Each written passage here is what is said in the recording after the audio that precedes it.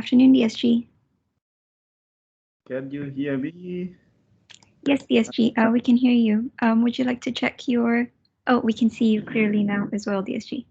See me? Thank you for joining. Good afternoon, DSG. Hi, how are you? Good. Thank you for joining the event. Thank you for invitation. Wonderful, and a warm congratulations on your assumption of this position. Thank you very much. Yes, we are delighted to have you joining Ibu Amida in the opening of this event. Okay, thank you. Actually, having another meeting, ASEAN Ministerial meeting on disaster management now. Yes. Oh, okay. Yeah, we appreciate very much you give priority to this event. Of course, women is very important. Thank you. Okay. I think we will start. I'm still in the home quarantine. Home quarantine in your country? No, in Jakarta, in Indonesia. Jakarta, okay, yeah. So all the best. Thank you very much.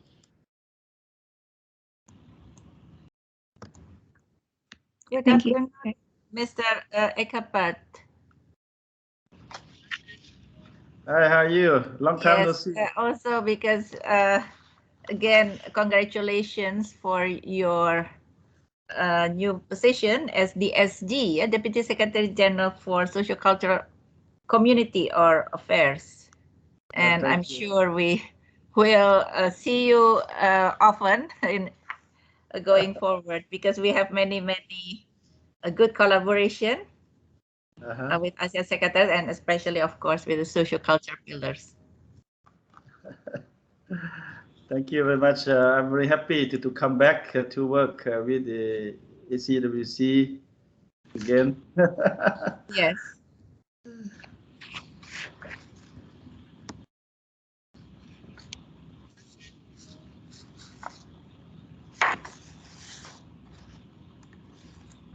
Distinguished participants, please be advised that we will start the event shortly.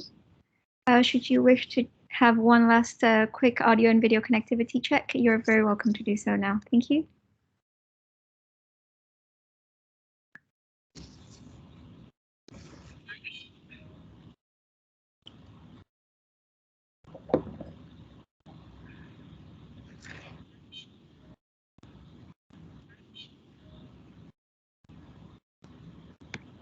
Okay, the time is now 2 p.m. We will begin this launch event now. Once again, a very good afternoon, Excellencies, Mesdames and Sirs, distinguished participants. Very warm welcome to the launch of the report addressing unpaid care work in ASEAN, jointly developed by the ASEAN Committee on Women, ACW, and the United Nations Economic and Social Commission for Asia and the Pacific, ESCAP, and the ASEAN Secretariat. I'm Casey from the ASEAN Secretariat, and I'm pleased to be your MC today. To begin, we will now welcome Ms. Armida Salcia Alijabana, Executive Secretary of ESCAP, to deliver her welcome remarks. Madam, the floor is yours. Thank you very much, Excellency Mr. ESCAP Pantafong, Deputy Secretary General for the ASEAN Sociocultural Community of the ASEAN Secretariat, Excellency Ibu Gusti Ayu Bintang Darmawati, Minister of Women Empowerment and Child Protection of Indonesia and incoming Chair of the ASEAN Ministerial Meeting on Women. Distinguished participants, colleagues, ladies and gentlemen, it is my distinct pleasure to join you today at the launch event for the ASEAN ESCAP Joint Report on addressing unpaid care and domestic work in ASEAN. Unpaid care work is mainly performed by women and girls due to many factors, including social and cultural norms. From early on in their lives, the gendered nature and unequal burden of care and domestic work limit the opportunities of women and girls and their access to quality education, economic security, and decent work. Although care work has traditionally been valued for its contribution to the well-being of individuals, family, and society, it remains largely unrecognized as an important factor that can contribute to sustainable economic growth and the well-being of our societies. The COVID-19 pandemic has exacerbated the risks and vulnerabilities for women and girls in Asia and Pacific. All the while, women have played key roles in the pandemic response as frontline healthcare workers as well as at home. Many of the hard-fought gains over the past decades have been reversed and existing inequalities further deepen. That is why placing women and girls at the center is one of the key areas of action that member states have identified that can and must be addressed through reinvigorated multilateralism, as outlined by the UN Secretary General in his report on our common agenda. While governments are striving to build back stronger, better, and more resilient economies and societies, the few gender-responsive and care-sensitive measures that have been instituted may be short-lived and at risk of being rolled back or undone once the crisis eases. We have taken the first essential step on the journey towards greater equality by recognizing unpaid care and domestic work and its invaluable contribution to the functioning of our societies and economies. But we must work to further understand and better measure and enumerate unpaid care and domestic work to make these contributions clear and feasible. First and foremost, governments must seize this opportunity to invest in the care economy with a view to recognizing, redistributing, and reducing unpaid care and domestic work. Such investment will not only relieve the care burden, but also generate decent employment and increase the resilience and long-term growth of economies. Second, national level coordination on the care economy is essential for a whole of government approach, including interministerial coordination to harmonize existing legislation and practice towards the reduction and redistribution of unpaid care work. Third, labor market regulations and social protection measures are required to redistribute unpaid work and foster work-life balance. And finally, unpaid care work can no longer be invisible. It should be included in national statistics and data analysis. I look forward to following ASEAN countries on their accelerated journey towards the realization of gender equality and the empowerment of all women and girls. And I hope that this report will contribute to sustaining the momentum that has been created by an understanding of the impact of COVID-19 pandemic to address and improve the conditions for women and girls at home and in the workplace. Together, we must build back better, stronger for all women and girls. I deeply appreciate your continued trust and commitment in our partnership, and I wish you a very successful event, and thank you very much. Thank you very much, Ibu Armida, for your remarks. We would like to now welcome His Excellency ESCAP Pantavong, Deputy Secretary General of ASEAN for the ASEAN Sociocultural Community, to deliver his welcome remarks. Excellency, the floor is yours. Thank you very much. Excellencies, Igusti the Ayu Bintang Damawati, the Minister of Women's Empowerment and Child Protection of Indonesia. Excellency Amida the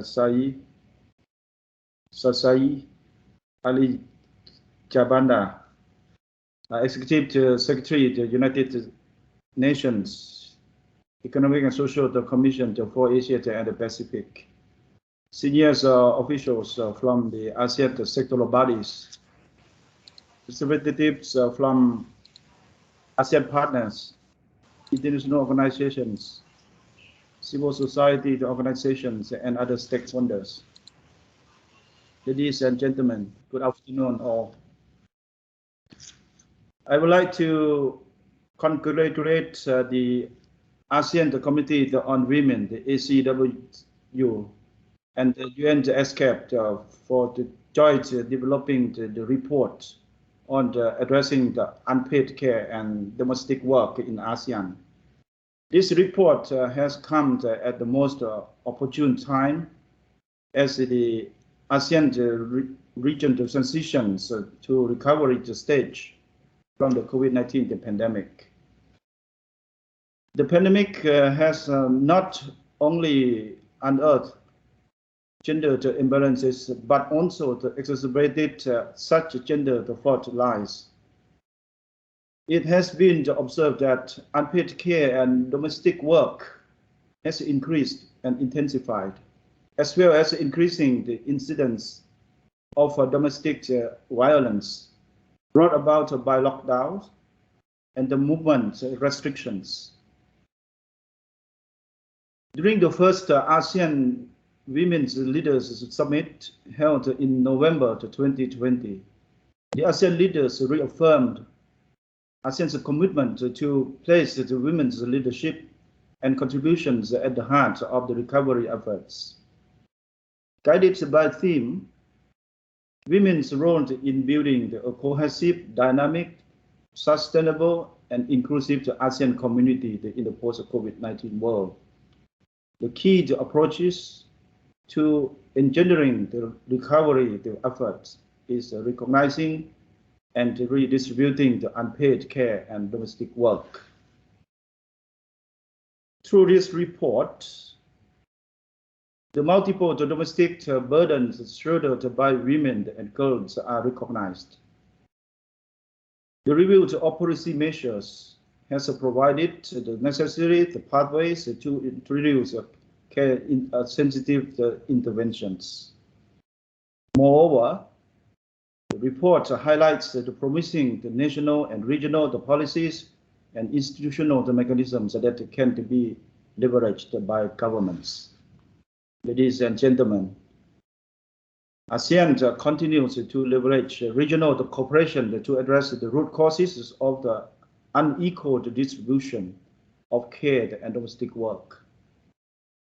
Recognition is made that these are the deeply entrenched gender norms and stereotypes that require collective action. For example, among our priorities this year is the adoption of the ASEAN Comprehensive Framework on the Care Economy. In addition, as part of the ASEAN Comprehensive Recovery Framework, we acknowledged the need to strengthen the women's economic empowerment. This can be achieved by addressing the unpaid care and domestic work, as well as through digital and financial inclusion to enable the women to be the drivers of our recovery and the resilience building the process. This should be accompanied by the expanded, accessible to social safety net, social assistance, and social insurance programs, especially for women in vulnerable groups. Currently, the ACW has finalized the development of its work plan for 2021 to 2025. One of the key outcomes areas that work plan focus on is on the women's economic empowerment and future of work. ACW's regional initiatives in the next 5 years aimed to ensure that women have equal opportunities in participating productively in the economy as employees, entrepreneurs, and employers, and through the equal access to education, decent work, secure income, business opportunities, and access to finance and social protection. In conclusion, it is my hope that the report will inspire us to consider care and domestic work as a valuable good one that needs to be fully recognized. And through this report, we have to take a step towards reducing and redistributing the burden shouldered by women and girls. Thank you very much. Thank you very much, DSG, for your remarks. We will now welcome the remarks of Her Excellency I Gusti Bintang Puspayoga, Minister of Women Empowerment and Child Protection of Indonesia. May we direct your attention to the screen for the tape remarks of Her Excellency Minister Bintang.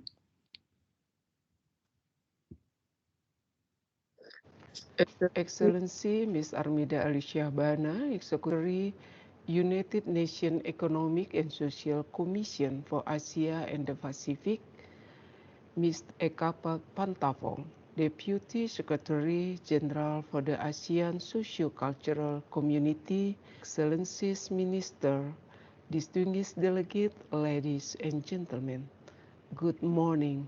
I need to begin by expressing my sincere appreciation to the United Nations Economic and Social for Asia and the Pacific, ESCAP, and the ASEAN Committee on Women, ALU, together with the ASEAN Secretariat for hosting this successful virtual of the project. This project marks quintessential collaboration between ESCAP and ASEAN, particularly as a concrete example of one of the ICW Work Plan 2021-2025 to foster equal opportunities for women to participate productively in the economy as employees, employers, and through equal access to education, decent work, secure income, business opportunities, and access to finance and social protection. Women are constrained by social, legal, cultural, and institutional barriers, including the double burden of work and household responsibilities. Before COVID-19, women performed nearly 3 times as much unpaid care and domestic work than men globally. I applaud the joint report addressing unpaid care and domestic work in ASEAN, which means the socio-economic, political, legislative, and institutional conditions each of the ASEAN countries. Further, it also highlights promising policy that ASEAN member states have undertaken prior to the pandemic or as emergency during the pandemic to address women's unpaid care and domestic works. Most of all, the project generated key recommendations to introduce a care dimension into national and regional gender policies toward building back and more equal. Distinguished guests, ladies and gentlemen, allow me to highlight a number of challenges regarding unpaid care and domestic work. Similar to other parts of the world, COVID-19 severely impacted the socio-economic achievement within the decades, which particularly deepened existing gender inequalities in unpaid care. Gender inequalities are also linked to gender gap in labor force participation. Women employed in domestic work are often exposed to very low wage with some of the longest hours.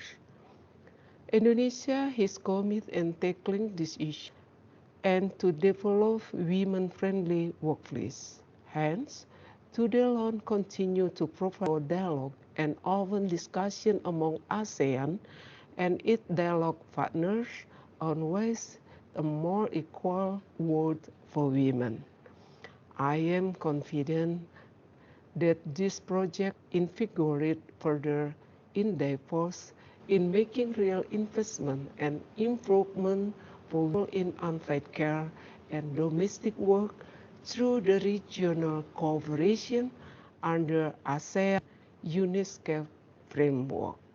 I thank you. Thank you very much, Excellency Bintang Puspayoga, for your remarks. Excellencies, distinguished participants, before we move on to the next part of this event, we will now take an online group photo. May we kindly request all participants to turn their cameras on while our colleagues from ESCAP facilitate the photo taking session. Miriam, on your cue, please. Yes, thank you. Dear participants, may I invite you all to please turn on your cameras and smile, please.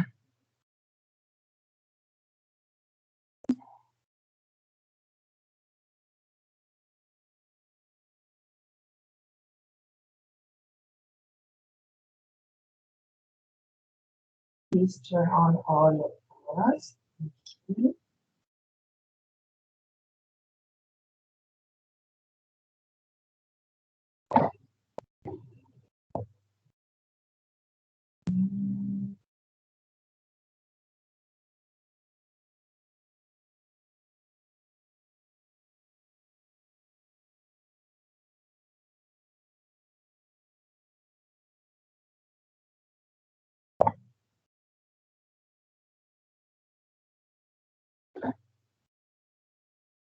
Okay, thank you very much. Thank you very much, colleagues from ESCAP, for your facilitation. May we now direct your attention again to the screen for a video to launch the report.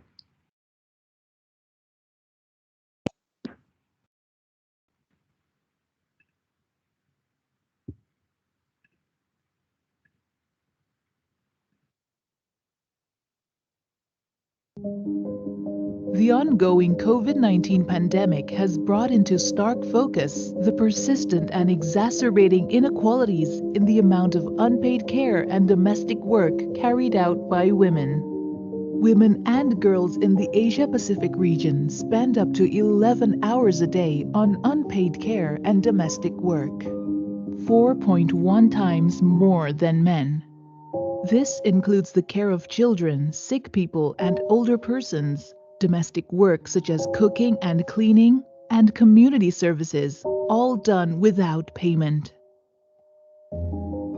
ESCAP, in collaboration with Asean and the Institute of Development Studies UK, is proud to launch Addressing Unpaid Care Work in ASEAN, a report assessing the state of the unpaid care economy in the ASEAN region and the policy measures that are needed going forward.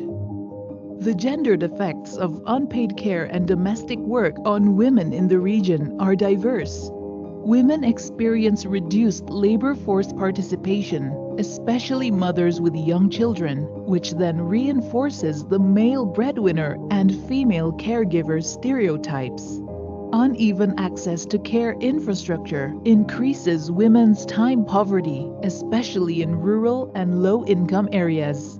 Intersectional aspects such as race, class, ethnicity, age, and disability exacerbate the negative effects of unpaid care work. Crises such as the COVID-19 pandemic intensify women's care work burden. Women experience mental and physical health impacts, and the adverse effects of climate change and other disasters are exacerbated for women. The disproportionate burden of unpaid care and domestic work is one of the reasons hindering women's economic empowerment and participation in the labor force.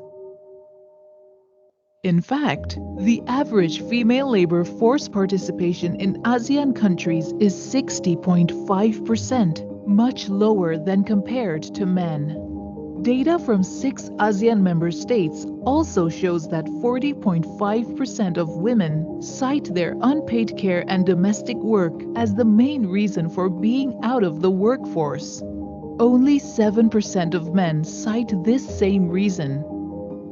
This report endeavors to support the ongoing effort within ASEAN to incorporate care economy considerations into national development planning by outlining a 3 Rs framework where policymakers are encouraged to recognize, redistribute, and reduce unpaid care and domestic work. These recommendations follow a 3-tier approach by 1. Outlining core normative principles to guide the way forward.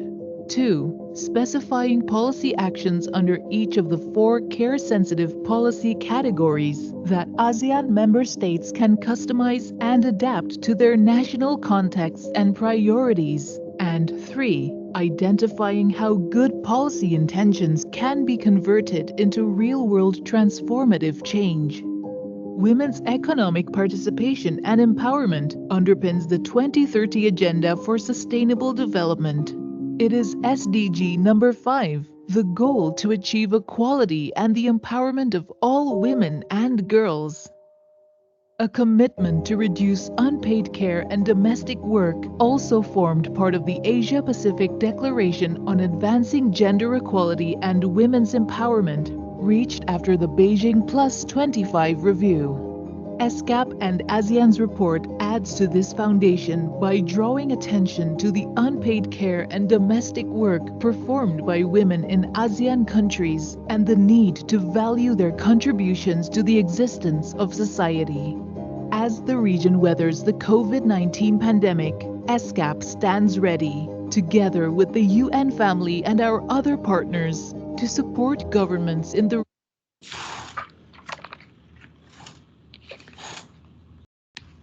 What a very great collaboration indeed, and a very exciting launch for the report.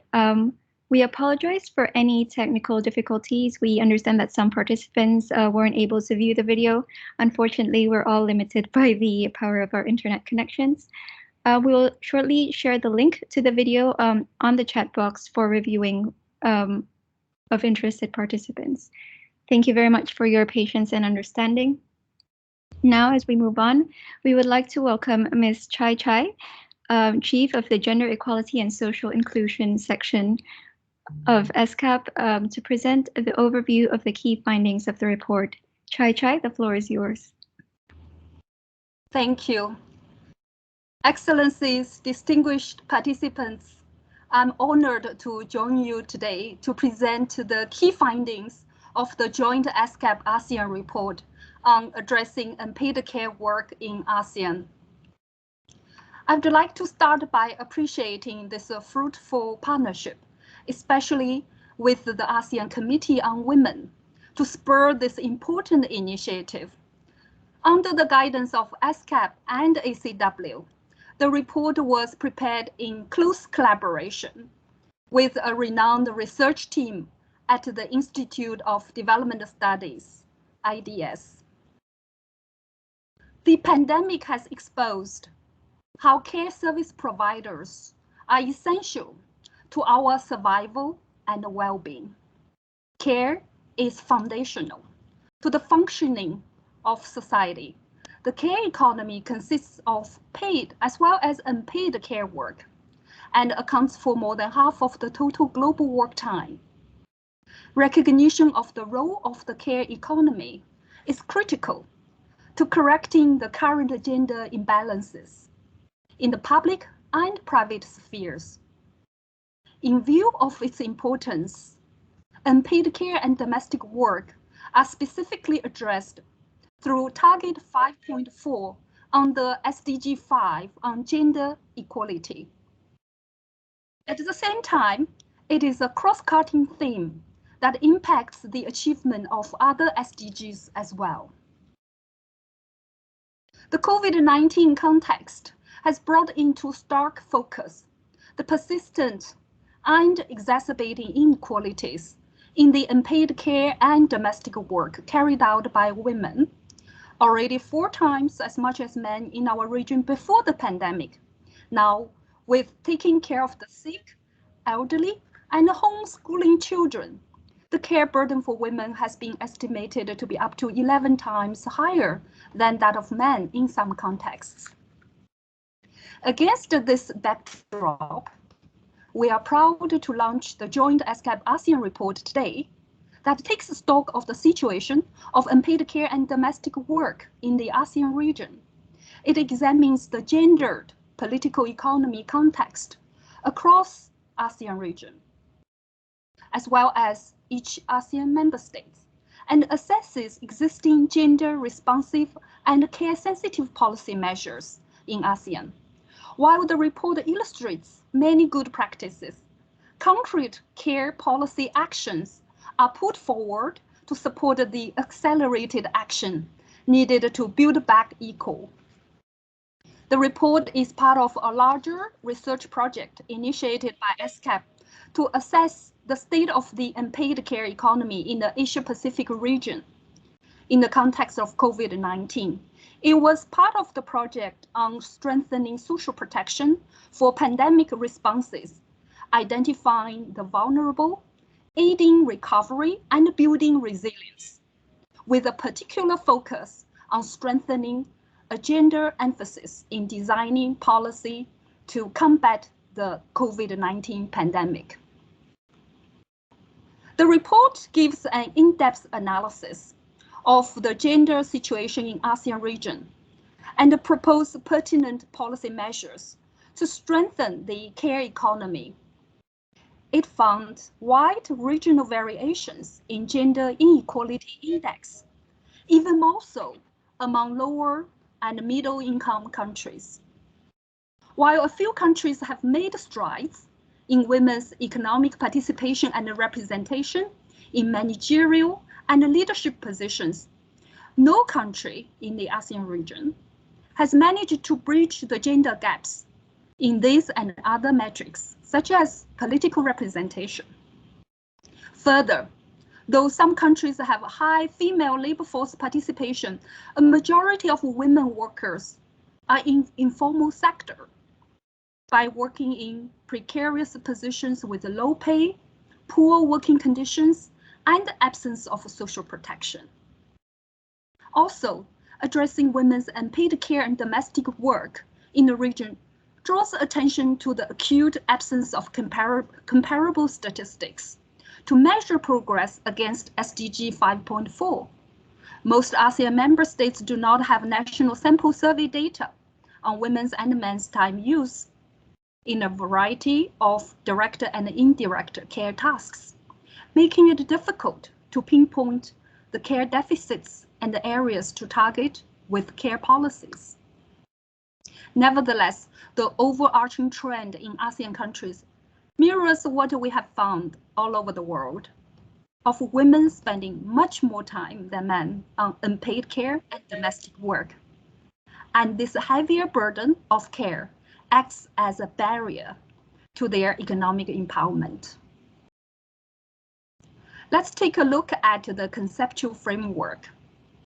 A country's response to addressing the care economy is premised on adequate attention to macroeconomic policies, political economy factors, emerging social demographic trends, cultural norms, as well as women's own differentiated care needs, along multiple axes of vulnerability and discrimination.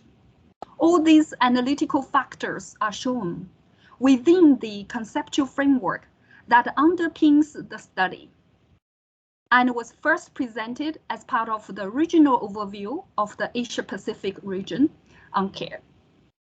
The slides shows the care-sensitive and gender-differentiated policy framework that can guide policy design to ensure all aspects of women's specific needs are taken into account. It also captures the importance of the national context as well as emerging social demographic trends while responding to a crisis of any kind in the future.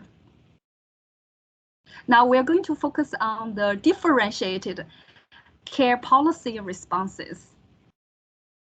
What does a differentiated care policy response look like?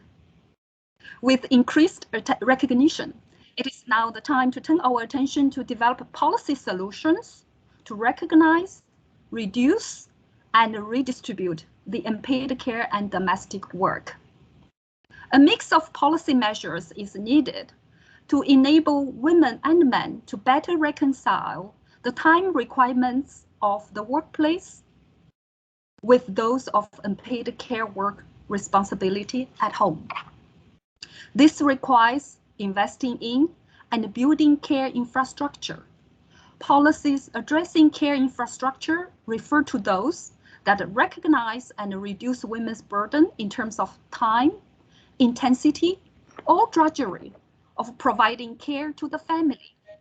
These include access to clean water and sanitation, energy-efficient fuel sources, electricity, time and energy-saving devices for domestic work, safe transport facilities, as well as infrastructure that caters to the health and physical well-being of care dependents, such as health centers for pregnant women, the sick, and persons with disabilities.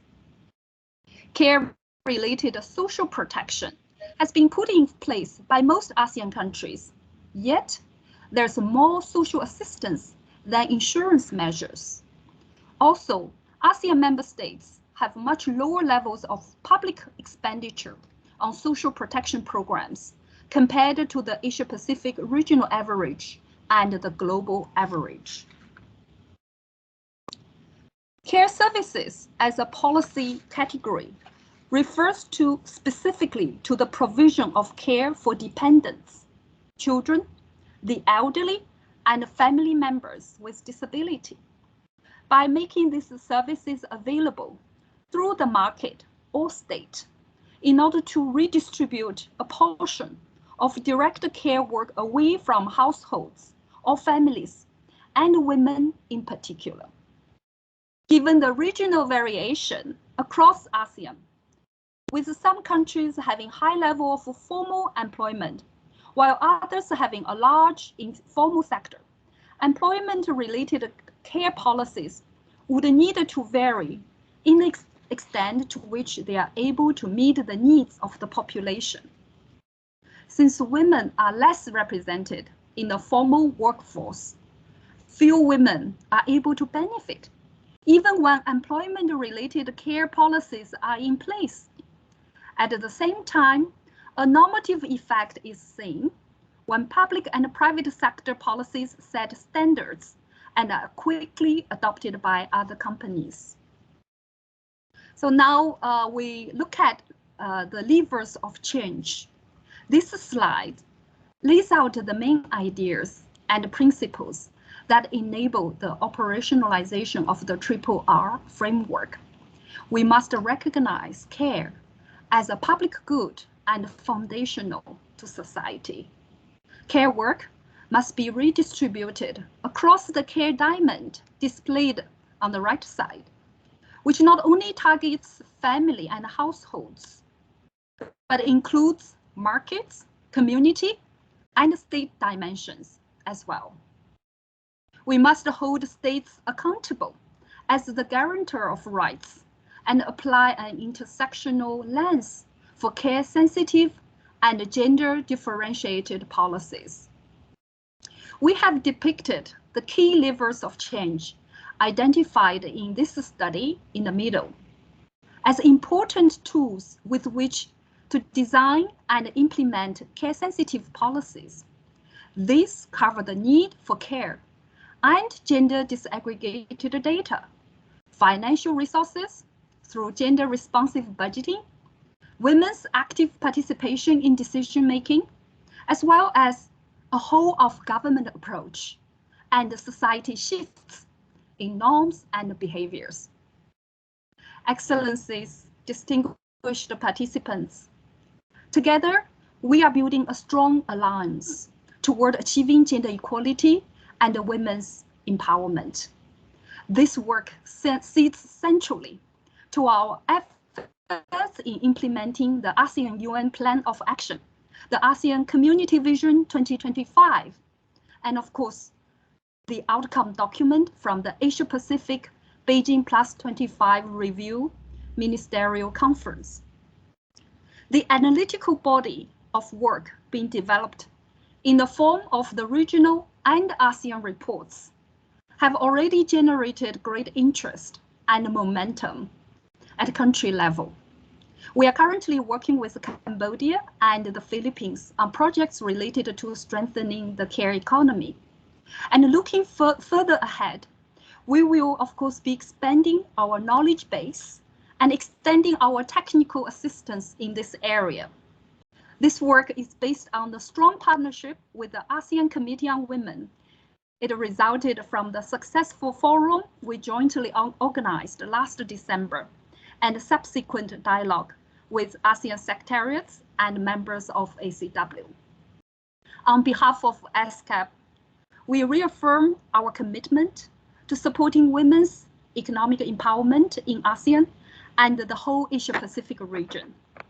We now must move forward with a strengthened partnership and momentum to realize women's rights for an equal future. I'd like to express our deep appreciation to the ASEAN Committee on Women and the ASEAN Secretariat for its strong commitment and cooperation. I thank you very much for your attention. Thank you very much, Ms. Chai Chai, for your presentation. Distinguished participants, we will now move on to the panel discussion portion of our event today. The panel will discuss policy initiatives on the care economy. In this regard, may we invite Mr. Miguel Musni, Senior Officer of the Poverty Eradication and Gender Division of the ASEAN Secretariat, to moderate the panel discussion. Mr. Miguel, the floor is yours. Thank you very much, Casey, and good afternoon, everyone. My name is Miguel. I'm one of the senior officers from the Poverty Eradication and Gender Division from the ASEAN, and I will be moderating the panel discussion on policy initiative care economy. First of all, I'd like to thank Chai Chai for giving that very comprehensive and informative presentation of the report. I think we can highlight several points as key takeaways from the presentation. The first one is that really care is foundational, no? And its recognition is critical in addressing inequalities and also ensuring that growth is inclusive and sustainable.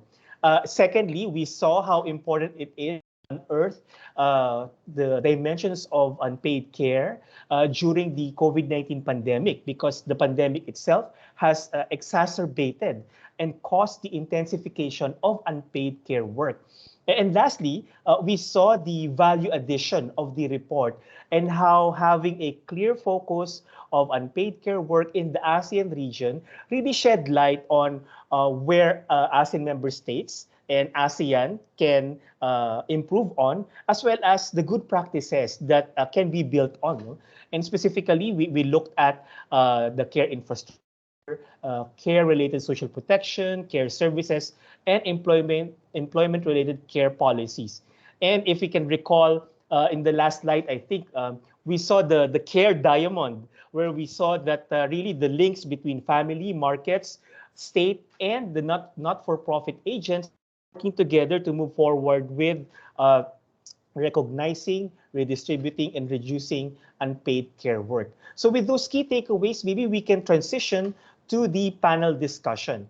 We're very fortunate to have three presenters with us in this session that will share their insights on the importance of recognizing and reducing unpaid care and domestic work in relation to promoting women's economic empowerment, as well as sharing their thoughts on what are the challenges and possible strategies and ways to address these challenges.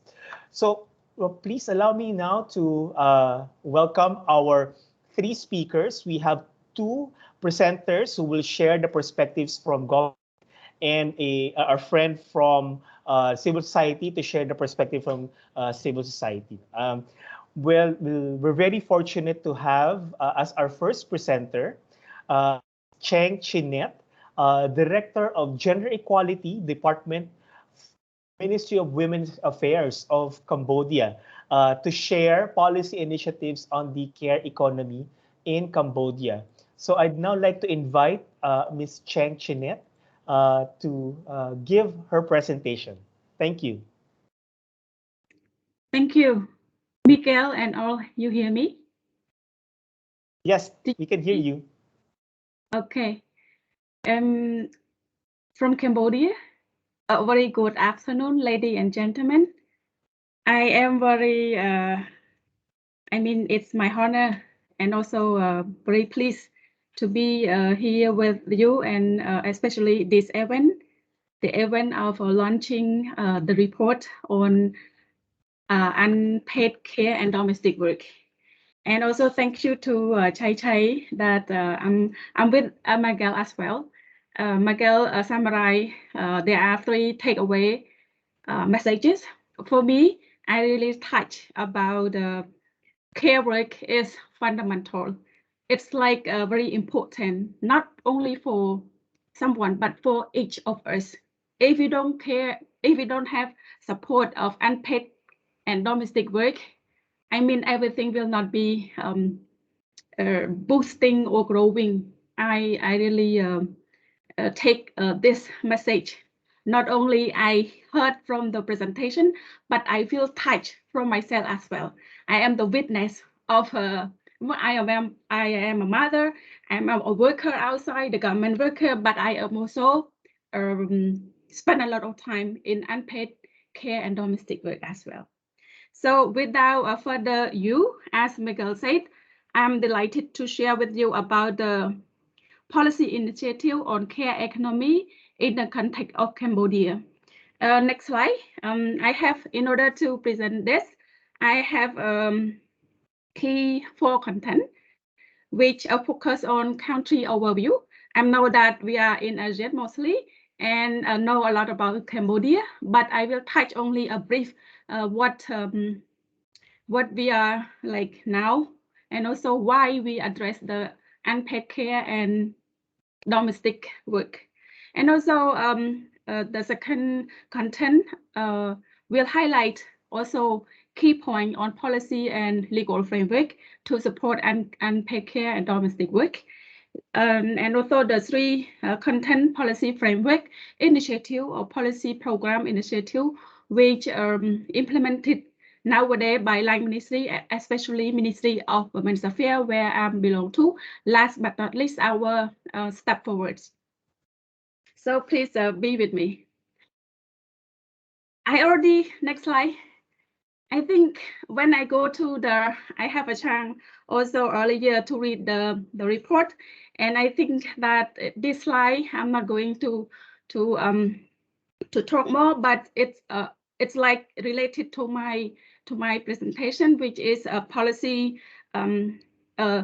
like give an ideas how to, if you would like to develop or establish the policy. This slide is really important that we can take a look. Yeah, and Chai Chai also already presented to us clearly.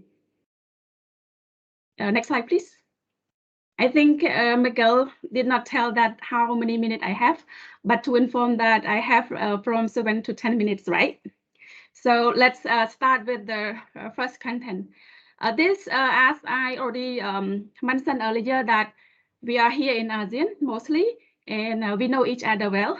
So, but I would like to just take a look in the information about Cambodia growth, because nowadays we are really, I mean, before the COVID, before this 2 years, we are really, I mean, let's say a simple word that we are happy, we are enjoying our growth. You know that Cambodia remarkable progress, reducing poverty, reduction, as you can see, our growth, just 2 decades, we have the growth average 7%, you know, and also the poverty line reduce or decrease remarkably from 47.8 back in 2007 and 2014. We reduced the poverty line to 13.5%. And also you can see life expectancy between men and women also increase, we live longer. And also other remarkable, like under 5 mortality rate decrease also from about 100 to less than 30 per 1,000 live births. And also the education sector, you can see the primary enrollment rate also decrease. And because of the growth, Cambodia graduate to middle income country from least developed country back in 2015. And we also named as an Asian tiger. This is, as I told you earlier, that this is everyone very happy. And this grow, next slide, and this grow cannot deny that everyone, including half of the population, I mean women, contribute in this growth. But yet we also can hear from Chai in the presentation. Women, despite full participation, try. They also have deep down many obstacles, many challenges. This is just name a few when we are here to talking about the unpaid care and domestic work. There's a lot of burden for us, but today we talk deeply about unpaid care and domestic work. And we also can see an example from Cambodia. I think time use away, even though we do in 2004, but not really change because of the norm culture. We still think that unpaid care and domestic work is the work of women and girls. So that is why you can see from our time use away, women spend almost 200 minutes, while you can see Cambodian male only 18 minutes on the unpaid care and domestic work, a huge difference. And also we can see from the Chai presentation, before COVID-19 and during COVID-19, the unpaid care and domestic work is like, I think twice or triple increase between men and women using their time too. So next slide, please. So that is why, even though we see the growth, and if we're talking about the unpaid care work and domestic work, it's still the burden and the struggle of women and girls, not only in Cambodia, but in the world, and also in the report, it mentioned only the Asian, but we also can see in the other report, we also can see, even though in the rich country, we can see that 4 times which women spend unpaid care and domestic work more than men.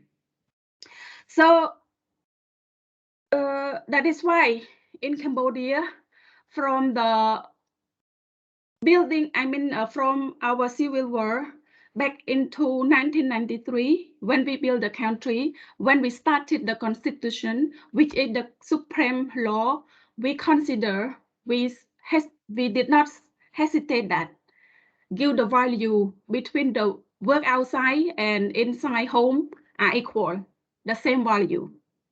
You know, that it means that telling me that our government value and does not discriminate between work outside home and inside home. But we talk about the concept, perspective, or culture deep down, bound into our concept. That is why we still have a lot of problem in regarding to this, and we are here together to join and to solve together. So next slide. Not only in the constitution, we also, I think in every country, the supreme law and other law regulation measure intervention need to respect the supreme law. So in the labor law in Cambodia in 1997, there's a lot of, I think maybe 100 or more than articles, but we can see a few articles which is support the unpaid care and domestic work or promote a decent work. For example, in chapter 6, we differentiate between work condition of younger and work for women.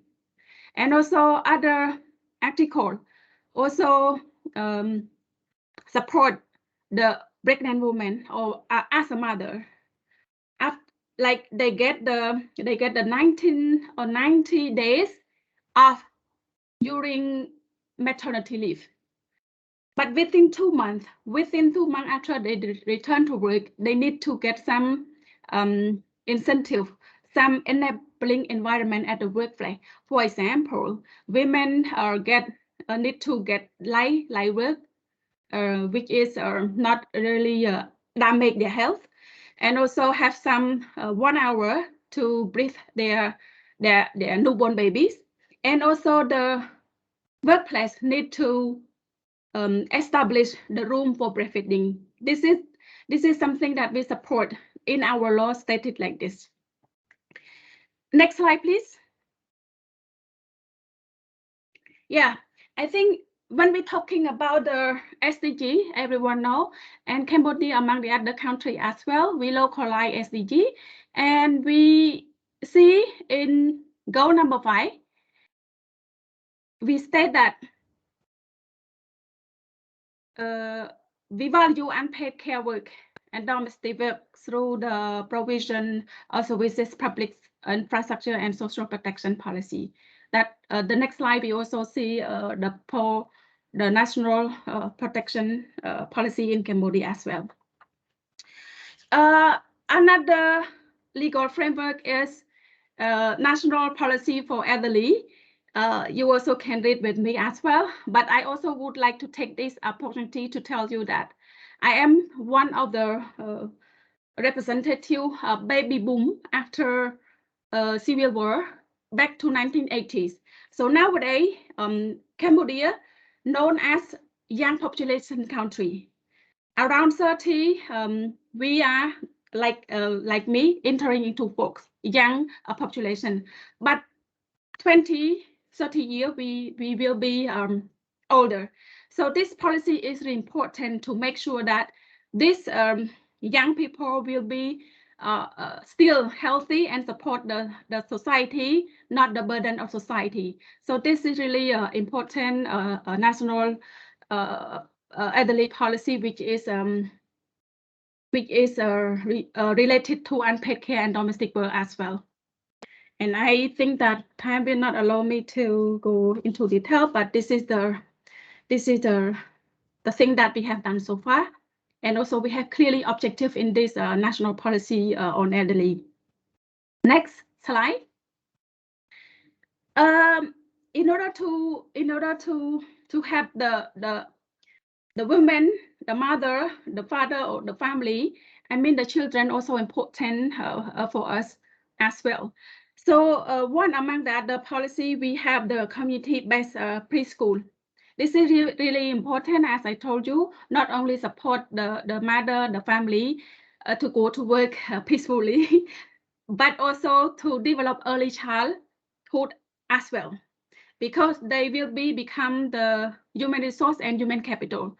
So 10 years after we have this community-based preschool, we are now have like around 3,000 nationwide. This policy implemented by the Ministry of Education, Youth and Sport. And not only this, nowadays we also have community-based childcare, which is supported by World Bank as well. This also have most of the mother who work at the garment factories. It's now started and implemented in Cambodia as well. Next slide. Here I told you another policy, which is the Cambodia Social Protection Framework from 2016 to 2025. It is to support women because the government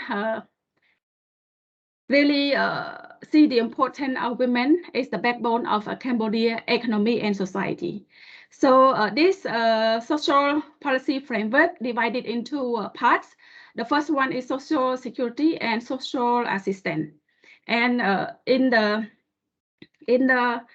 each scheme, you can see that we provide regarding to pension, health insurance, employment injury, and I think that in the report also take this policy as an as an example also. Next slide.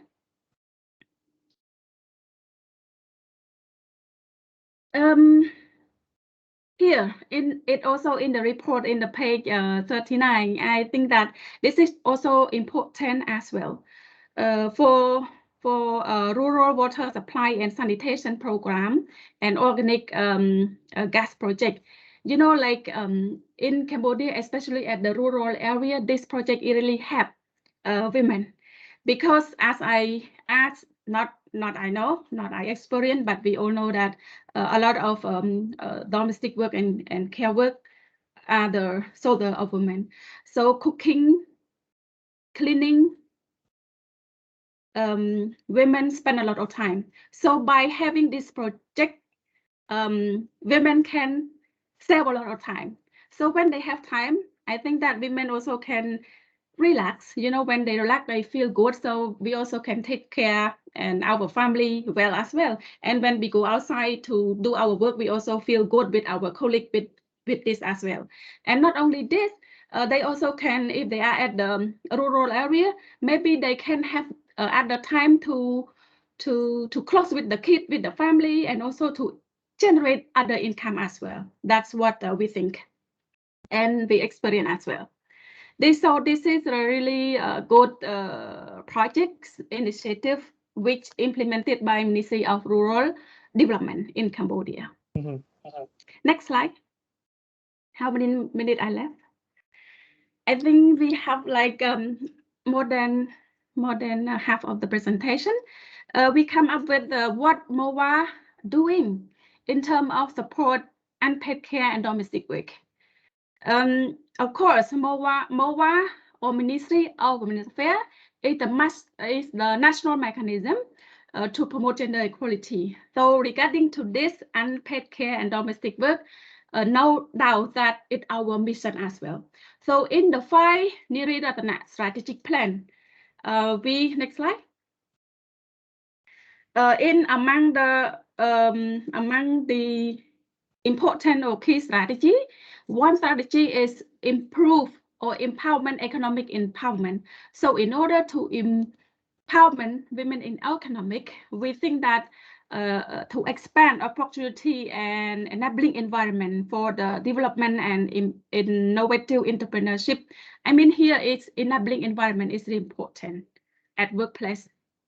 And also provide work-life balance program and friendly and safe environment for women in economic activity. It's also important. And last one, not only the activity, sometimes we do a lot, but if we don't know how to raise awareness to change behavior, it's not going to push to accelerate. So raising awareness to recognize the value of domestic work and care work is also important. So that is the strategy that we support unpaid care and domestic work or empowerment women in economic. Next slide. This is what we stated also work in the Niriratna 5. Another existing practice within MOA, we also collaborate with union. This union supported by this working with 3 unions supported by AFEDA, one of the non-government organization in Cambodia. So the union who work with the mostly informal sector. So we would like to hear what are the problems, what are the needs we would like to hear, and then we also raising awareness or building capacity regarding to health, well-being, what their rights, what their decent work need to be at the workplace, something like that, to improve the capacity and livelihood. Another remarkable campaign which is Ministry of Women's Affairs have been doing is Good Man campaign. You know, it's like to promote gender equality without support from men. That's not it's not going to be equal or together. So Good Man campaign if I'm not wrong, we started in 2011 launch, and one of the to be a good man among the 6 criteria, one is if I am a good man or good husband, I have to support the share and household work. So with this, I think it is an example of the family which have a good husband. You know, a good husband need to be share housework. If you share housework among the husband, wife, girl, and boy, do not discriminate the work outside and outside inside home. It means that your family happiness. So next slide. That's one example of the Good Man campaign. Last but not least, in our activity which is implemented by MOA is daycare in MOA. I think recently, maybe back in 2017, we started. You know, we talk a lot, but 2017 or 16, MOA start to have daycare. And when we have daycare at the lobby of the building, I am also used to when my daughter 3 year or 4 year, I used to use this daycare, you know.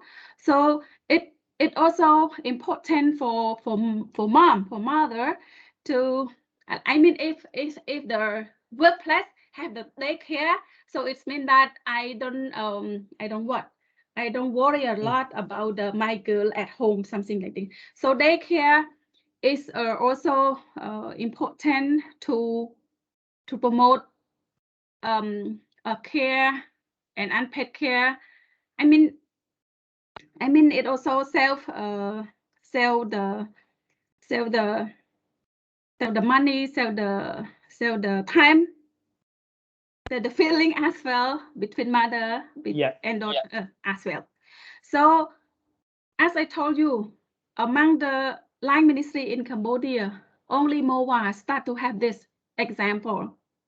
And this, when we introduce with other line ministry, they said that, I mean, I share with the gender mainstreaming action group within the line ministry, they really want this too. And we are now trying to work with the Ministry of Civil Servant to have another daycare in the ministry. So next slide. Again, Ms. Cheng, I'm sorry, maybe you can wrap up the presentation. Yeah, 2 slides more only. So okay, thank you. This slide, I would like to show you again that our work, we are here together today. It's really remarkable event. We not only do for ourselves, but for our family. So care work is fundamental. It's fundamental to support other work as well, or outside work. Next slide. To mention about our step forwards. That's really important, you know. We talk, we do sometimes, but we need more best documentary to share. So we need more research, we need more survey. Chai also mentioned that we are now Ministry of Women's Affairs work with ESCAP to have a research. We start with the entrepreneur. What the unpaid care and care work support, and also support those women entrepreneur, not only formal but informal as well. And then you heard a lot the policy that just name a few from Cambodia. So how can we transform this into action? And we also hear from presentation Chai. That's what we can develop, not only the policy, but transform it into the action. And also we need the public and stakeholder support. Not only would you know, like there are a lot of policy that are not implemented, as I mentioned earlier. For example, the policy on elderly. We have a lot of big ambition, main objective, but only few have been a pilot. So we need public and stakeholder support more in order to address the unpaid care and domestic work. This is the step forward And the last slide, that my message only. And think together, touching with me as well. You know, care work is fundamental. Care work support to other work. I don't know how, if I say it right, but care work is really crucial, you know. So let our event today, like share for care. And I really hope that we do not discriminate. I mean, work does not discriminate people, but why people discriminate work? So let's make unpaid care and domestic work is life skill for everyone. We need to survive. So we need, I mean, we can do this. We can cook, we can clean, we can care our family. Yeah. This is the end of my presentation, and thank you so much for your kind attention. Thank you very much, Cheng, our friend from Cambodia, for that very comprehensive and really heartfelt presentation. We learned from Ms. Cheng's presentation that in Cambodia, some of the remarkable policy initiatives on addressing unpaid care work is on community-based preschools and community childcare, and also looking at the circumstances of rural women. And I think the other remarkable policy initiative Ms. Cheng highlighted is the Good Man campaign, where men or husbands support and share the household chores. And I think Ms. Cheng, in the latter part of her presentation, mentioned the gender mainstreaming action group, which I think is participated in several agencies in Cambodia, not just the Ministry of Women Affairs, which is also like a consultative platform, no, to mainstream gender. And I think the last message of Ms. Chen really resonates with everyone, no, to share for care and make unpaid care and domestic work as a life skill for everyone. So thank you once again, Ms. Cheng, for the presentation. And now let's move on to our next presenter. But just one quick announcement. Right now, I think we have more than 100 participants with us in this forum. So if you have any questions, comments, or information or resource material that you want to share, please feel free to post it in the chat box. We'll take note of all the questions and we'll try to answer them later. So now we're very delighted to have our next presenter, Ms. Christine Baumes, Deputy Executive Director of the Philippine Commission on Women, to share some insights and initiatives on addressing unpaid care in the Philippines. So, Ms. Christine, over to you. Good afternoon, Miguel. Can you hear me clearly? Yes. Oh, good afternoon, yes, everyone. Yes. Don't worry, I only have a few slides, and I will try to make this short.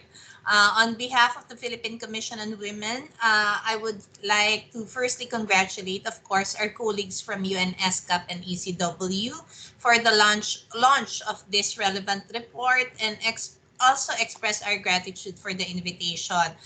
Chai mentioned earlier that we had another event like this last December, and we have already shared some of our efforts to advance women's economic empowerment through care economy in that said web forum. So I am not gonna restate everything all over again. So it has been almost 1 year, and we affirm our continued commitment and action towards addressing the unpaid care and domestic work of women and girls in the Philippines, which has become one of the pressing issues in light of this pandemic. Next slide, please.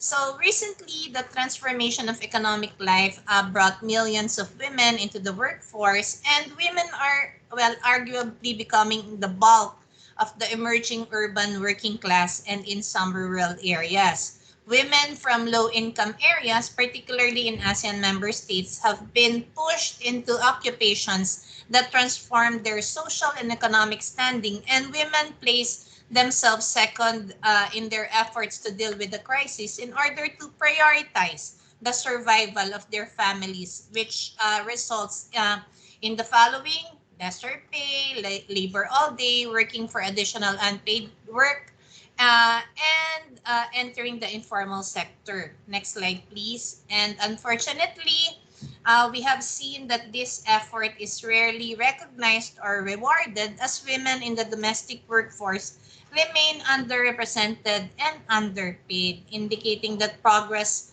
made is insufficient. So UN Women cites that every day, 16.4 billion hours are spent on unpaid care labor, equivalent to 2 billion individuals working 8 hours without compensation, even with its immense economic and social value to our society. So care work is crucial as it supports health, well-being, education, and revenue production, especially in the context of homeschooling, elder care, and work-from-home arrangements. Its importance has only been magnified since the COVID-19 pandemic, exposing how much families and societies rely on unpaid care and domestic work, as many of the businesses and schools shifted from doing work and learning at home. So women working in these occupations are more economically vulnerable, as the pandemic made the working hours lesser by 9.3%, but increased their multiple burden. This becomes the major psychosocial challenge to the economic productivity of women in the agriculture, fisheries, and forestry sector during the pandemic. UN Women also estimated that Filipino women increased their time allocation for adding at least 3 activities related to unpaid care work, which is 19%, and unpaid domestic work, which is 40% during this pandemic. This is 3% and 8% higher than their male counterparts, and longer hours devoted for unpaid care and domestic works lessen the rural women's time to participate in alternative productive activities for their economic development. Next slide, please.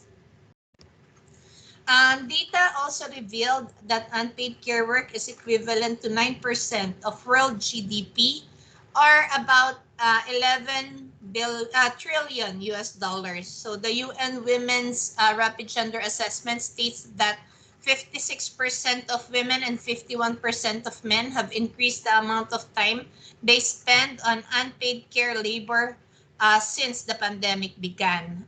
In the Philippines, it is projected to be valued at least 40 billion US dollars, or about 20% of the country's gross domestic product. This does not yet take into account the non-monetary contributions, such as child schooling outcomes. Even with these figures of massive economic and non-monetary contributions to families and societies, it is still not adequately recognized or valued by policymakers. And thus, the burden falls on the women and girls, as their education, economic participation, leisure, productivity, and type of employment are affected. These are reasons enough for unpaid care and domestic work to be elevated and addressed nationally and globally at the policy level. Next slide, please. As the policymaking arm of the Philippines, the Philippine Commission on Women, for matters concerning gender equality and women empowerment, it is within the mandate of our agency under the Magna Carta of Women to undertake initiatives to help address unpaid care and domestic work. And it is also aligned with our continuous advocacy for the promotion of economic, social, and political empowerment of women to pave the way for their participation in the development process. Next slide, please. So, as for the initiatives of the Philippine government, as early as 1998, the Philippines has made some efforts to measure unpaid care work through research studies and conduct of times used survey. Since then, local government units, we have an example of an ordinance here, have passed ordinances recognizing the importance of shared responsibilities and including it in their respective gender and development codes. And through the different government agencies, actions such as improving healthcare and sanitation and raising awareness on reproductive health and rights, and providing accessible care and child-minding services are being provided to give caregivers options. We were not able to include this in this PowerPoint presentation, but I would just like to share that the Philippines, through the partnership of PCW with UN Women and Oxfam, just recently concluded the conduct of the National Rapid Household Care Survey entitled Understanding the Impacts of COVID-19 in Unpaid Care and Domestic Work. And the study examined the different aspects of unpaid care work of both women and children and how COVID-19 has affected the working time difference between males and females. The study showed that women participants dominated all the care activities regarding the proportion of time spent by adult women and men care activities. So the hours spent on the different care activities by adult women and men, the majority of these activities had been spent much more time by women instead of men. We can also share the study with you a little bit later. We just have to ask Oxfam. I think Schubert is here, so maybe he can share it to our audience. So taking into consideration both the paid work and the unpaid care work, the study also showed that adult women had a higher mean hours as compared to adult men. Next slide, please. With the help of key stakeholders, the study also mentioned that I mentioned earlier, provided recommendations to address this challenge with the application of the 5 R's. I think Chai mentioned 3 R's, but the study came up with the application of 5 R's, which are recognizing, reducing, redistributing, representing, and rewarding. This is for the sake of long-term sustainable recovery. Next slide, please. At the heart of it, it is important to have collective effort amongst different stakeholders and sectors to ensure that no women gets left behind. I think this was also raised by Chai and Cambodia earlier. And for our recommendations, based on the Philippine experience, next slide, please, and highlights from the result. From the report, policies have a pressing need to be care responsive and gender differentiated. The report discussed by Chai earlier is reflective of such needs and outlines concrete actions such as financing of care policies, access to reliable and comparable care, and gender disaggregated data in each ASEAN member state, representation and voice of women and caregivers in policy processes, and enabling legal and regulatory policy environment, and most significantly, norm change in patriarchal attitudes. Next slide, please. We have some concrete examples of concrete actions which our respective countries may consider and hopefully adapt in the future, such as financing of care policies, access to reliable and comparable care, and gender disaggregated data in each ASEAN member state, representation and inclusion of the voice of women and caregivers in policy processes, and enabling legal and regulatory policy environment, norm change in patriarchal attitudes, conduct of researches, women-friendly technologies, and strengthen the public-private CSO partnership for the conscientization activities. So next slide, please. Once again, we are very grateful for this invitation. Now that the full report is available, it is time to bring the invisible issues of unpaid care and domestic work to the forefront. It is time to allow them to be seen and heard. Thank you, and we look forward to continuously working with you, especially under the new normal. Good afternoon again, Miguel. Thank you, Ms. Christine, for that very comprehensive and informative presentation. Thank you for highlighting that because of the pandemic, we see the overrepresentation in urban working as an urban working class, no, and really the transformation of their status socially and economically. Thank you also for highlighting that there's really a need to use surveys, no, to measure unpaid care and domestic work, and also the role fulfilled by local governments and local authorities through their legislative powers to implement at the local level initiatives to address unpaid care and domestic work. And we look forward to receiving a copy of this report that you have jointly developed with Oxfam. And I think the last key takeaway for me is adding the 2 R's to the 3 R's that we mentioned earlier, no? To represent and also to reward women to complete this picture of addressing unpaid care work. So that maybe we can move on to our last presenter this afternoon's panel discussion. To give us perspectives from civil society, we're very happy to have Ms. Priyanti Fernando. She will give a verbal presentation. She's the Executive Director of the International Women's Rights Action Watch Asia Pacific. So good afternoon, and over to you, Ms. Priyanti. Good afternoon, Mr. Miguel, and thank you very much. And good afternoon to everybody. I'm really excited to see so many people here on this webinar.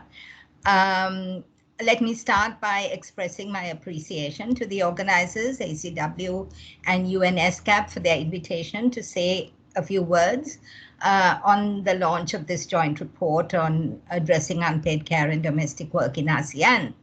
I want to thank you for producing this report and for recognizing finally that there exists a very old and very unjust practice that has placed the responsibility of care on women and which has over generations served to deepen gender inequality and feminize poverty.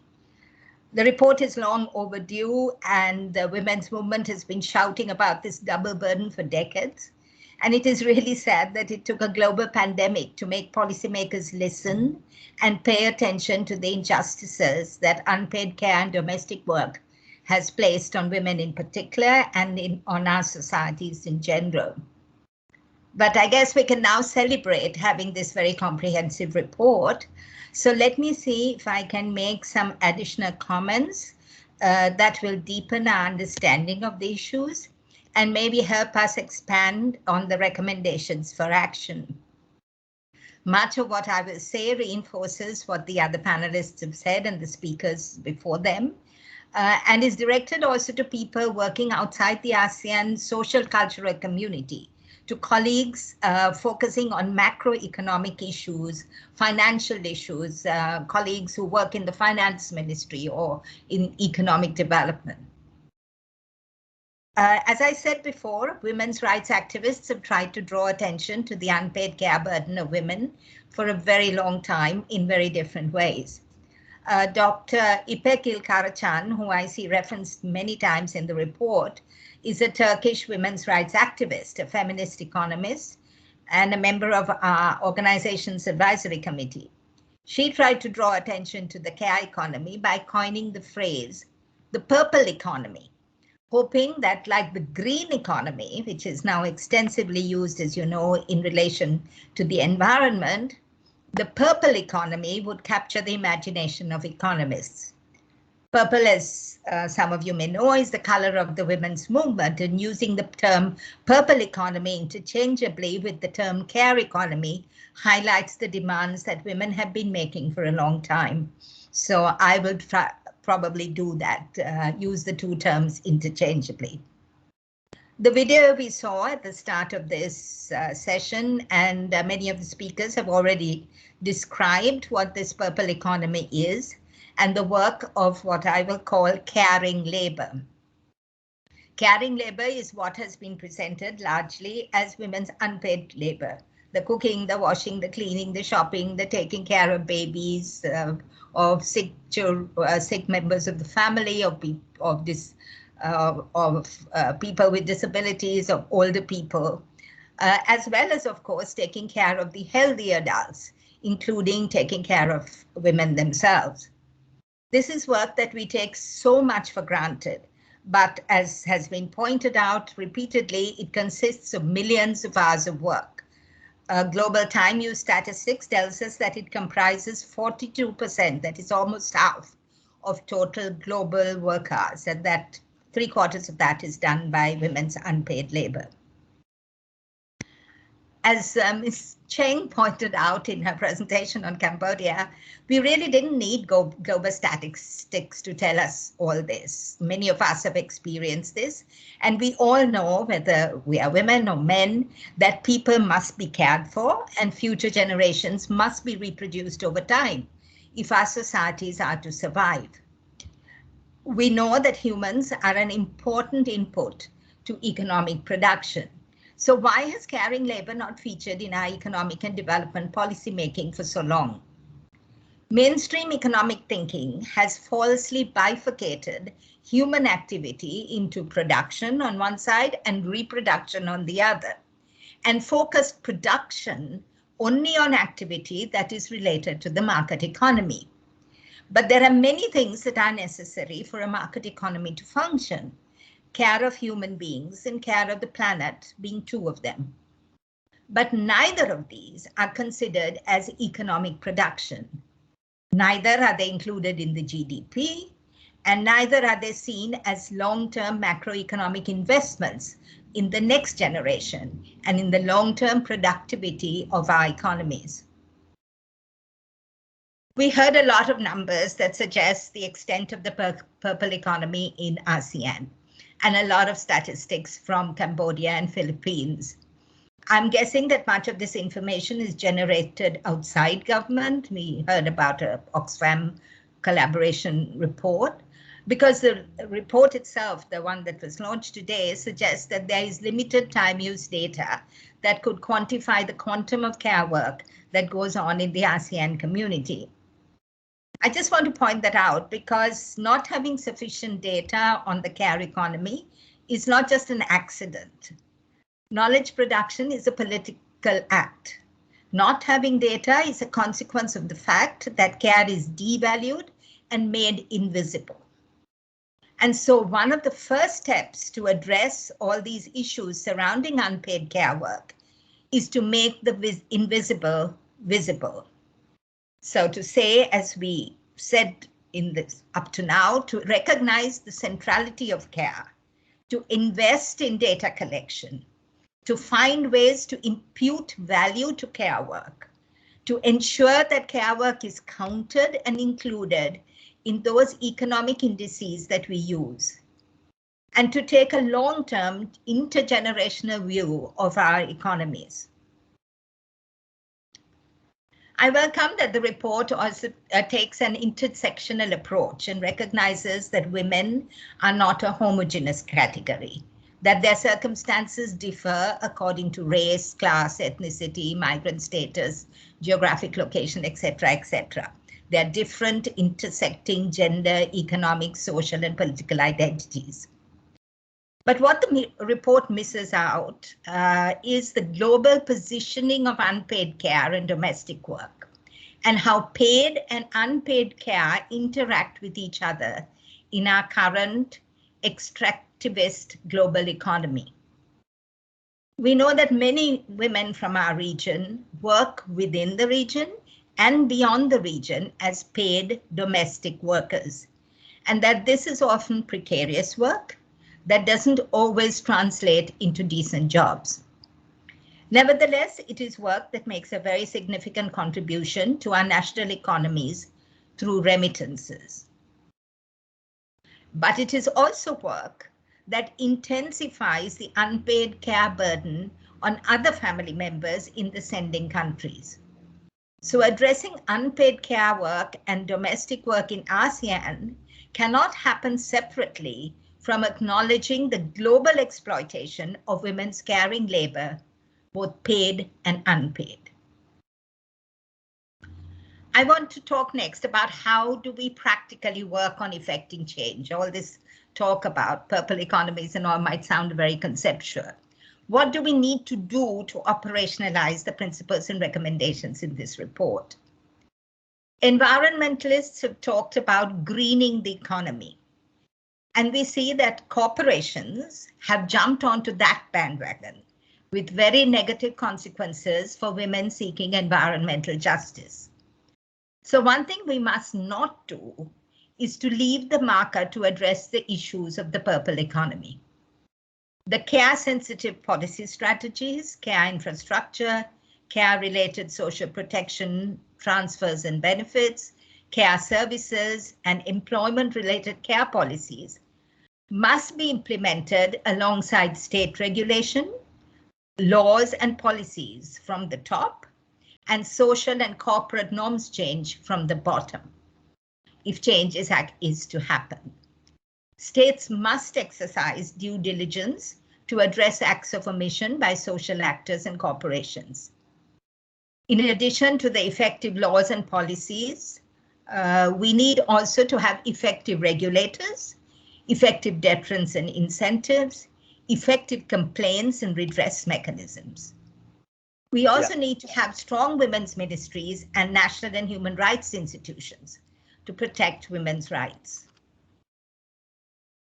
My final comment is to say that addressing unpaid care work and domestic work, as important as it is, cannot be seen as an end in itself. It must be seen as a first step to reordering our societies to be more equitable and just. Care-sensitive policies are necessary, very necessary, but they are not sufficient. The responsibility for care has fallen on women for so long because of a history of substantive inequality and discrimination that they have endured in what are very patriarchal societies. So it is not enough for us to recognize, reduce, and redistribute care, or even just to, though representing and rewarding care takes us a step further. It is just not enough to do that so that women can be empowered to work in a labor market. When we say that, so that women's labor participation rates can become higher. If that labor market itself continues to be inherently exploitative and discriminatory.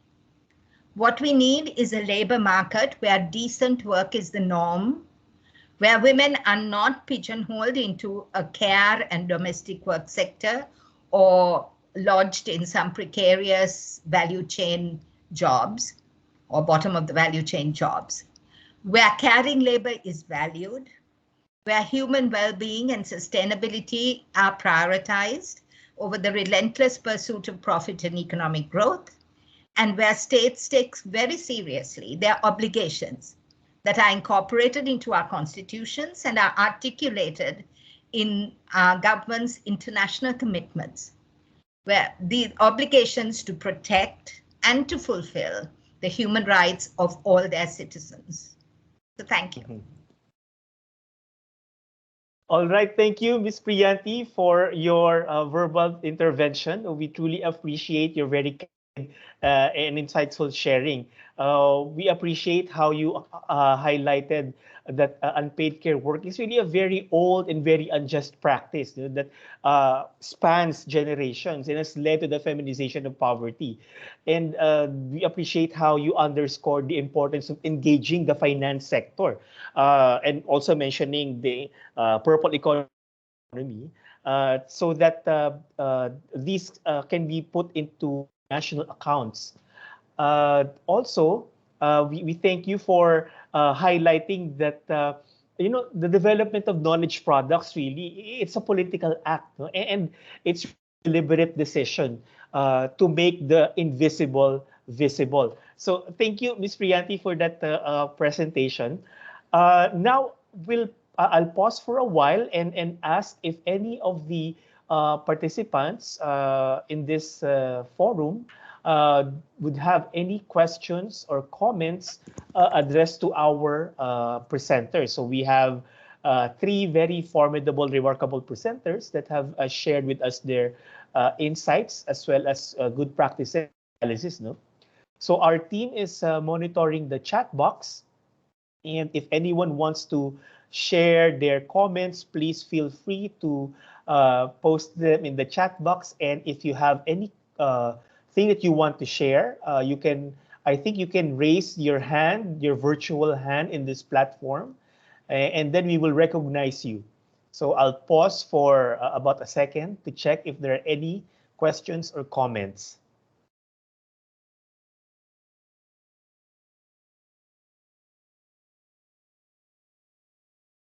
Okay, so far we haven't seen any.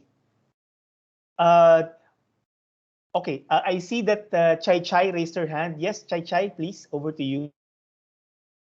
While our participants may be thinking about the questions or comments they want to share, I want to first also share my observation and also comment. First, I want to say it's very heartening to hear from our representatives of Cambodia and Philippines how they represent the government, but they showed how proactively they are tackling the issue. This, as speakers have mentioned, this issue has been raised by women's rights active advocates and civil society for many decades, but it was slow to get into policy agenda until the pandemic happened, right? And now these two governments showed that what national government and local government can do. So this is really a high time to think about policy solution, because we actually have moved beyond to the initial analysis of the issue. But the analysis is still useful to provide the foundation. But this forum, provide us a glimpse of what governments can do, at a national level, through social protection measures, as what Cambodia is doing right now, to look at the gender dimension of social protection measures.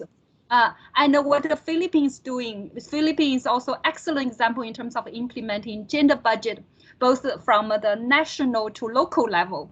So the action right now is also very strong at the local government level, and some local governments, we heard, have already developed laws to ensure the specific care needs are included in their budget and policy. Also, the change of social norms, how to engagement. So these are very strong measures. So we are very delighted to hear these initial actions. So we are sure that not just the two governments, many other governments are thinking or have started to plan. I want to say that we are ready to support you, both in terms of facilitating government's formulation of policy and programs in addressing this issue holistically, adopting a whole of government approach through implementation of gender responsive budgeting. And also, as our civil society representative mentioned, that while we right now put care at the core of the issue, we also needed to keep in mind care issue is just a symptom of gender inequality demonstrated in economic sphere and private sphere. We must continue to advocate on addressing the imbalances of women and men's role in every aspect. Thank you. Thank you, Chai, for sharing your insights as well as expressing the support of ESCAP for initiatives from ASEAN and also policy support for specific ASEAN member states. All right. I think I'll take liberties as the moderator for this session. I'm going to ask specific questions to our presenters. I hope that's okay. And then later I'll invite member states who are here. I think the representatives from ASEAN sectoral bodies who are here, including the ASEAN Committee on Women, if they want to share some of their good practices. For our presenters, I picked up some points that may be of interest to the participants. Our friend from Cambodia, Ms. Cheng, you mentioned in your presentation the Gender Mainstreaming Action Group. Maybe you can share with us more information on this action group and how the interaction of the different agencies in Cambodia are really pushing forward the promotion of gender equality in your country. So that's the first question for our friend from Cambodia, Ms. Cheng. The next question is for Ms. Christine. Ms. Christine, you mentioned there's really an increase in the time allocation of women to unpaid care work during the pandemic, and also that local governments have issued ordinances to address this. No, maybe you could share with us your insights on how beneficial it is to have time use surveys. The way I understand it is that I think it's something very expensive, isn't it? But it's a worthwhile investment to have time use surveys to really unearth and have evidence on accounting unpaid care work. Maybe you can share your insights on that. And the last question is for Ms. Priyanti. We picked up this point that you've said that for us to really practically work together, we shouldn't rely too much on the market to drive the changes that we want to see. Maybe you can elaborate on that point that you made during your verbal presentation. So with those three questions, I'd like to ask Ms. Cheng if you can share your thoughts on how the Gender Mainstreaming Action Group has really helped Cambodia move forward with addressing unpaid care work. Over to you, Ms. Cheng. See you again, all, and thank Miguel for conveying the question regarding to the Gender Mainstreaming Action Group. This is one of the mechanisms in Cambodia to promote gender equality. When talking about gender equality, everyone know that the Ministry of Women's Affairs, which is the national mechanism to promote gender equality and women empowerment. But ministry alone, and we also recognize that to promote gender equality alone, representative women cannot do. So we need other hands to join together in order to promote gender equality. So in 2005, the Ministry of Women's Affairs initiated the idea of establish the Gender Mainstreaming Action Group within the line ministry. So nowadays, from 2005 to nowadays, I think how many years now? All line ministry in Cambodia and at the institution have established Gender Mainstreaming Action Plan to make sure that women or other vulnerable groups to address the issue in their sector. For example, Ministry of Education, they have the Gender Mainstreaming Action Group. Ministry of Land Law, Ministry of Water Resources, Ministry of Technology, something finance, economic, those who have the so-called Gender Mainstreaming Action Group. So this group consists of the management level and also the technical level from the different departments. So it's a mixed group. They have to form this group, and with that, for having this group, they also have to develop the action plan we call GMAP, Gender Mainstreaming Action Plan. So every 5 years, aligned with the ministry action plan or strategy, they develop something which is to address gender in the sector. So that's really, I mean, that really other hands to promote gender equality in Cambodia. And thank you, Ms. Cheng, for, oh, sorry, go ahead. I'm sorry, go ahead. I mean that, you know, having the people, let's say like this, having the policy, so we also get support from, we need budget.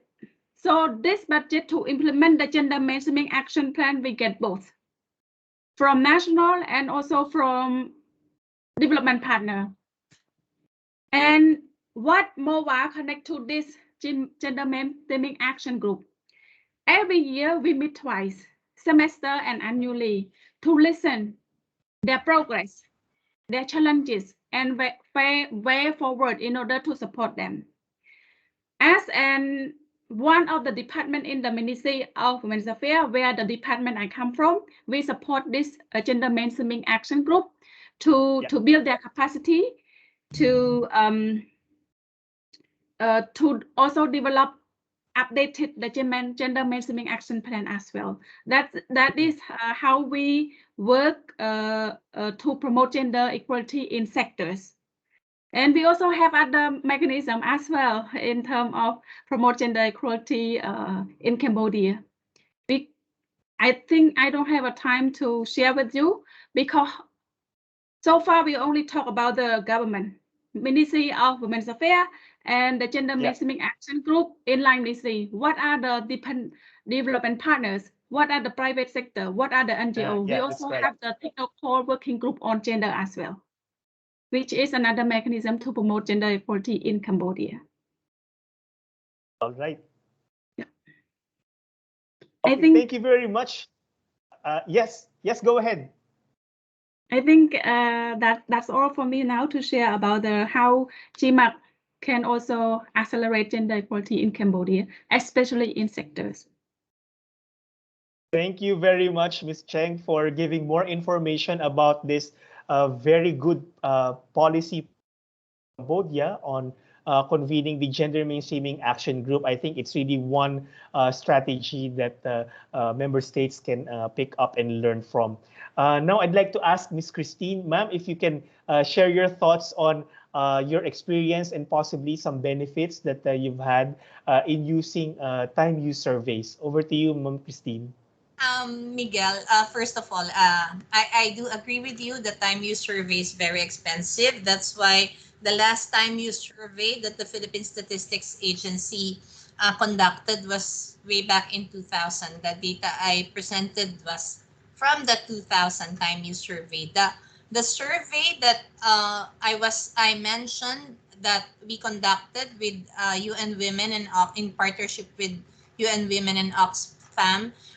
We used quantitative survey instruments. It's not really the same as the time use survey. We just got average hours that women and men of different ages spend on different activities, underlying social norms and attitudes. We tried to ask to further understand how infrastructure, equipment, and services relate to unpaid care and domestic work hours, and we look for evidences on the influence of governmental schemes or programs on the division of UCDW. Also, the household care survey, it was administered at the household level, and it includes a household module, or it asked women respondent as well as individual modules for different household members. So it in a way it interviewed the whole family. It did not really measure the time you spent by women on unpaid care and domestic work. But hopefully in the future we will be able to do it again with the help of CSOs like Oxfam, who has the tool for the time use survey. Also, I remember you asked a question about the local government and how. Yes, ma'am. Can you restate again the question? Oh, it's about how local governments, through their legislative they issue local ordinances, address unpaid care work at that subnational level. Well, I think this is a joint effort of not only the PCW and not only because the local government has access to their GAD plans and budgets, which they can allocate to come up with policies to address unpaid care and domestic work. I remember Oxfam and also Plan International, they have a priority LGUs that they try to influence and help so that they will be able to come up with these local ordinances to help address UCDW issues. So it's a joint collaboration. We're always working with the CSOs. That is one thing that I think will help move forward our agenda on unpaid care and domestic work. Thank you. Thank you, Ms. Christine, for answering our questions, specifically on sharing this experience on looking at other sources and modalities of generating data. Because as we've observed, time use surveys are really quite expensive, but nevertheless, there are alternative approaches to still be that can be implemented to really gather and generate this much needed data. And also thank you, Ms. Christine, for highlighting really the importance of partnership for all of us to move forward with addressing unpaid care work, not only at the ASEAN level, but also at the national and the subnational level. All right, so I think we can go to Ms. Priyanti now and ask our last question, for her rather to answer our last question, maybe to provide some more elaboration on the point that she made about not not really relying too much on the market to drive the changes that we want or to see with regard to addressing unpaid care work. So please, over to you, Ms. Priyanti. Thank you, Miguel. I just want to, before I answer the question, and I will answer it, I just want to say, because I also made a point about knowledge production, I just want to say that in some ways, do we need time use data to prove that we have to address care work? We all know it exists. We have plenty of anecdotal or qualitative information about the extent of it. So to put in the policy frameworks to address care work, do we actually need such extensive data collection? This is what I meant by knowledge production being political, because it's often knowledge itself is kind of stratified in a way that quantitative data is more important than qualitative data, and there's a whole range of issues relating to that. So that's just what I want to say, and I'm happy that I'm not unhappy that there are non-governmental organizations supporting the collection of this information. I'm just saying that governments can actually move on these things without all this very detailed data. So that in some ways relates also to the private sector conversation or the market conversation. The market, as we know, is driven by profit. And maybe it has, and I don't completely buy this, more efficiencies than the state. But I think because of the nature of what drives it, it is not the best mechanism to deal with the kind of intersectionalities that exist in our society, right? So is it going to actually provide quality care for people that cannot afford to pay the cost, right? Is it going to, and in that case, is what is going to happen to certain groups of people? So I'm not saying don't use the private sector. I'm just saying that the private sector needs to, any provision of care, any redistribution or any measures to redistribute care must come alongside state regulation, laws and policies, and the role of the state in exercising their obligation to provide this care, because it is an obligation from the state to look after its citizens, right?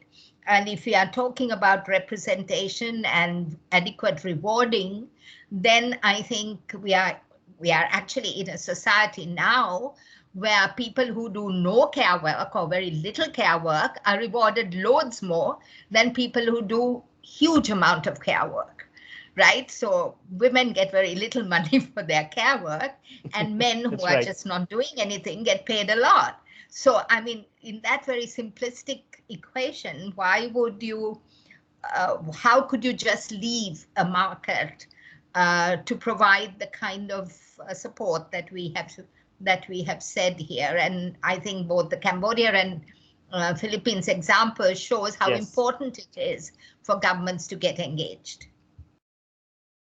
Thank you very much, Ms. Priyanti, for answering the question and providing more elaboration. So I think with those insights, I'd like to ask all the participants to, how can we do it? Give a virtual clap of hands using the clap hand feature of MS Teams to show our appreciation to the 3 presenters during this panel discussion. The insights that you've shared and analysis has truly enriched this launch of the report.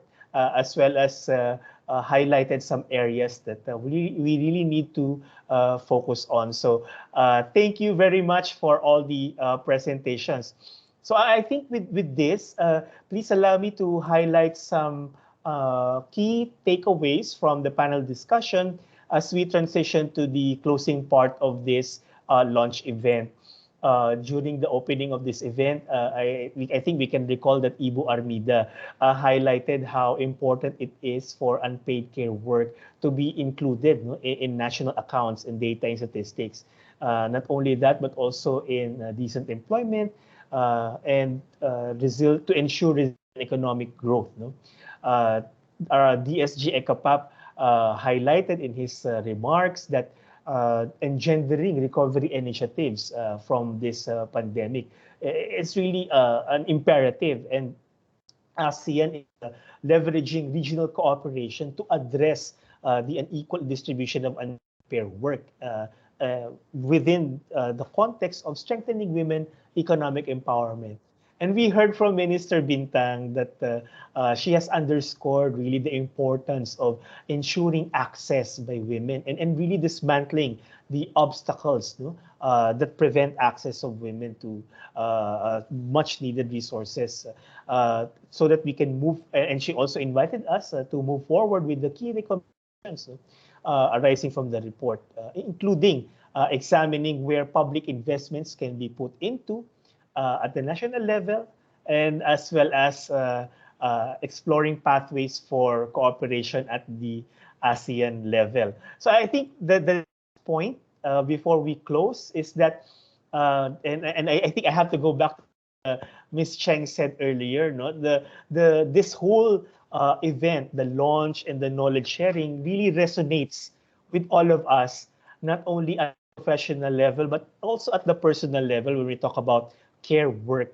And we look forward to continuing working with everyone to move forward with recognizing the instances and dimensions of unpaid care work, reducing and redistributing it, but also as what Ma'am Christine highlighted, to represent and reward. So I think with those points, we can not only close this panel discussion, but also close this launch of the report. So it has been my pleasure to moderate this discussion. On behalf of the ASEAN Secretariat and the organizers, I would like to thank everyone for joining us this afternoon on this launch event.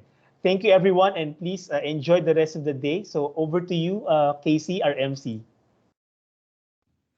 Thank you, Mr. Miguel, and thank you to our excellent presenters and discussants for such an excellent panel discussion. Thank you again, distinguished participants, for your time and participation this afternoon. This launch event is now closed. We wish you a great day ahead. Thank you.